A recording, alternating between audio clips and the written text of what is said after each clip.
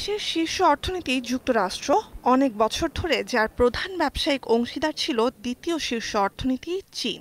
ভূ রাজনীতিতেও যুক্তরাষ্ট্রের অন্যতম প্রধান প্রতিদ্বন্দ্বী এই চীনই।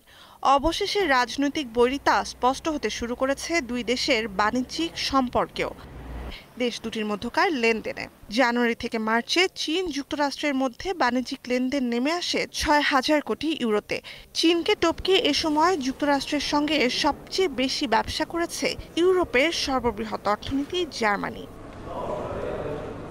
সিএনবিসির তথ্য, ২০২৪ সালের প্রথম প্রান্তিকে যুক্তরাষ্ট্র ও জার্মানির মধ্যে আমদানি রপ্তানি লেনদেনের পরিমাণ ছিল ৬,৩০০ কোটি ইউরো বা ৬,৮০০ কোটি ডলার। বলা হচ্ছে, একদিকে মার্কিন অর্থনীতিতে গতি আসায় যুক্তরাষ্ট্রে জার্মান পণ্যের চাহিদা বেড়েছে, অন্যদিকে আগে জার্মানি থেকে রপ্তানিকৃত পণ্য, বিশেষ করে গাড়ি, এখন অভ্যন্তরীণভাবেই উৎপাদনের সক্ষমতা অর্জন করেছে চীন। দীর্ঘ সময় জার্মানির শীর্ষ ব্যবসায়িক অংশীদার ছিল চীন। চীনের সে বাজার হারিয়ে যুক্তরাষ্ট্রে বিকল্প বাজার খুঁজে নিয়েছে জার্মানরা।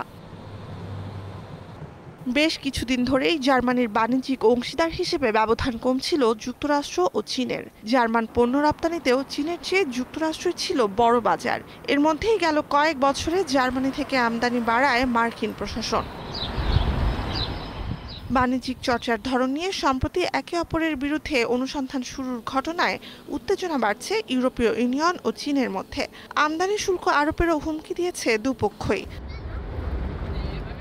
গেল মাসে জার্মান অর্থনৈতিক ইনস্টিটিউট ইফোর জরিপে দেখা যায়, চীন নির্ভর প্রতিষ্ঠানের হার চলতি বছরের ফেব্রুয়ারিতে নেমে এসেছে ৩৭%, ঠিক ২ বছর আগেও যা ছিল ৪৬%।